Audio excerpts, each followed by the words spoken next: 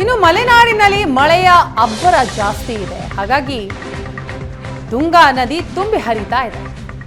ಗೋರ್ಪಾಲೆಯ ಛತ್ರದ ಬಳಿಯ ಮಂಟಪ ಮುಳುಗಡೆಯಾಗಿದೆ. ಡ್ಯಾಂನಿಂದ 46 ಕ್ಯೂಸೆಕ್ಗೂ ಅಧಿಕ ನೀರನ್ನ ಈಗ ರಿಲೀಸ್ ಮಾಡಲಾಗಿದೆ. ಸತತ ಮಳೆಯಿಂದಾಗಿ ತುಂಗಾ ನದಿ ತುಂಬಿ ಹರಿತಾ ಇದೆ. ಅದರ ಪರಿಣಾಮ ಗೋರ್ಪಾಲೆಯ ಛತ್ರದ ಬಳಿಯ ಮಂಟಪ ಮುಳುಗಡೆಯಾಗಿದೆ. ಈಗ ಸದ್ಯ ಡ್ಯಾಂನಿಂದ 46 ಕ್ಯೂಸೆಕ್ಗೂ ಅಧಿಕ ನೀರನ್ನ ರಿಲೀಸ್ ಮಾಡಲಾಗಿದೆ.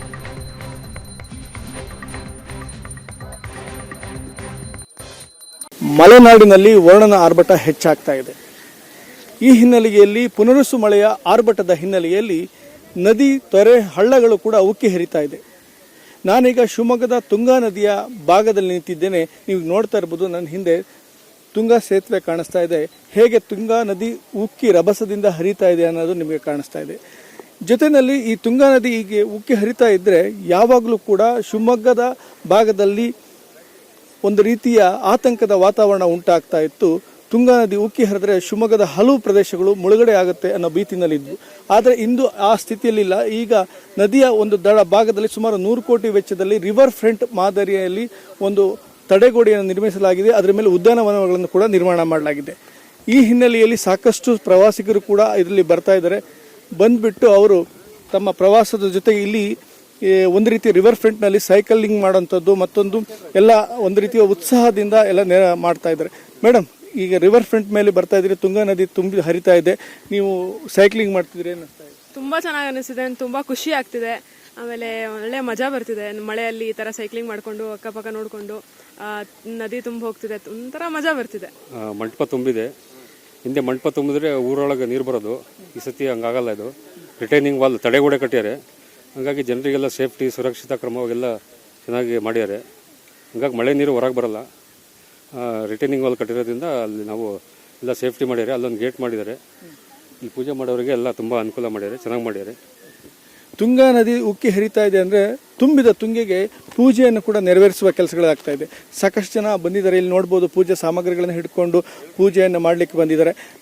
ಮೇಡಮ್, ತಾವೀಗ ತುಂಗಾ ನದಿಗೆ ಪೂಜೆ ಮಾಡಲಿಕ್ಕೆ ಬಂದಿದ್ದೀರಿ. ತುಂಬಿದ ತುಂಗೆಯನ್ನು ಪೂಜೆ ಮಾಡ್ತೀವಿ, ಏನಿಸ್ತಾ? ಈ ದಿನ ಭಾಗೀರಥಿ ಹಬ್ಬ. ಪ್ರತಿ ವರ್ಷ ಭಾಗೀರಥಿ ಹಬ್ಬದ ದಿನ ತುಂಗೆ ತುಂಬಿ ಹರಿತಾ ಇರ್ತಾಳೆ. ಇದನ್ನ ನೋಡೋದೇ ಒಂದು ಖುಷಿ. ನಾವು ಗಂಗೆಗೆ ಪೂಜೆ ಮಾಡಿಬಿಟ್ಟು ಇವತ್ತು ದೀಪ ಹಚ್ಚಿ ಎಲ್ಲರ ಹೆಸರಲ್ಲೂ ಇವತ್ತು ಆಚರಣೆ ಮಾಡ್ತೀವಿ ಹಬ್ಬನ. ಉಕ್ಕಿ ಹರಿತಿರೋ ತುಂಗೆಗೆ ಬಾಗಿನ ಹಿಡ್ಕೊಂಡು ಬಂದಿದ್ದೀರಿ, ಏನು ಅನಿಸ್ತಾ ಇದೆ?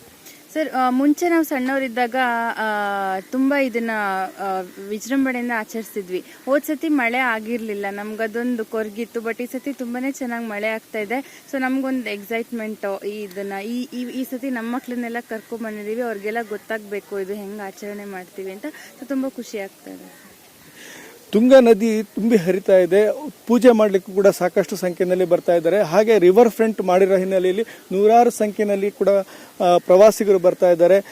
ತುಂಗಾ ನದಿಯ ಮಂಟಪ ಮುಳುಗಡೆ ಆಯಿತು ಅಂದರೆ ಶಿವಮೊಗ್ಗದ ಏನು ತುಂಗಾ ನದಿಯ ಭಾಗದಲ್ಲಿ ಇರ್ತಕ್ಕಂಥ ತಗ್ಗು ಪ್ರದೇಶಗಳು ಮುಳುಗಡೆ ಆಗುತ್ತೆ ಅಂತ ಹೇಳಿ ಒಂದು ರೀತಿಯ ಭಾವನೆ ಇತ್ತು. ಆದರೆ 100 ಕೋಟಿ ವೆಚ್ಚದಲ್ಲಿ ರಿವರ್ ಫ್ರಂಟ್ ಯೋಜನೆಯನ್ನು ಜಾರಿ ತಂದ ಹಿನ್ನೆಲೆಯಲ್ಲಿ ಇಲ್ಲೊಂದಿಷ್ಟು ಉದ್ಯಾನವನಗಳನ್ನು ಮಾಡಿ ಇದನ್ನು ಸುಂದರವಾಗಿ ಒಂದು ವ್ಯವಸ್ಥಿತವಾದ ಒಂದು ರೀತಿಯ ರಿವರ್ ಫ್ರಂಟ್ ಅಂದರೆ ತಡೆಗೋಡೆಯನ್ನು ನಿರ್ಮಾಣ ಮಾಡಿದ ಹಿನ್ನೆಲೆಯಲ್ಲಿ ಸಾಕಷ್ಟು ಸಂಖ್ಯೆಯಲ್ಲಿ ಪ್ರವಾಸಿಗರು ಕೂಡ ನೋಡುವಂಥ ತಾಣ ನಿರ್ಮಾಣ ಆಗಿದೆ. ಹಾಗೆ ತುಂಬಿ ಹರಿತಾ ಇದ್ರು ತುಂಗೆ, ನೀವು ನೋಡ್ತಾ ಇದ್ರಿ, ತುಂಬಿ ಹರಿತಾ ಇದ್ರು ಕೂಡ ಯಾವುದೇ ರೀತಿಯ ಪ್ರವಾಹವಾದ ಪರಿಸ್ಥಿತಿ ಬಂದರೂ ಕೂಡ ಪಕ್ಕದ ತುಂಗಾ ಜಲಾಶಯದಿಂದ 100 ಕ್ಯೂಸೆಕ್ಸ್ ಅಂದರೆ ಸುಮಾರು ಇವತ್ತು 46,000 ಕ್ಯೂಸೆಕ್ಸ್ ನೀರನ್ನು ನದಿಗೆ ನೇರವಾಗಿ ತುಂಗಾ ಜಲಾಶಯದಿಂದ ಬಿಡಲಾಗಿದೆ.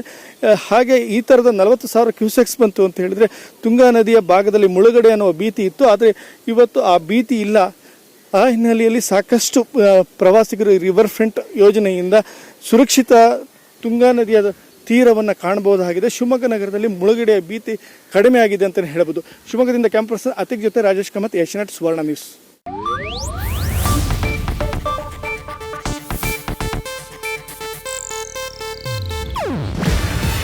ಇದು ಏಷ್ಯಾನೆಟ್ ನ್ಯೂಸ್ ನೆಟ್ವರ್ಕ್ ಪ್ರಸ್ತುತಿ. ನೀವು ನೋಡ್ತಿದ್ದೀರಾ ಏಷ್ಯಾನೆಟ್ ಸುವರ್ಣ ನ್ಯೂಸ್.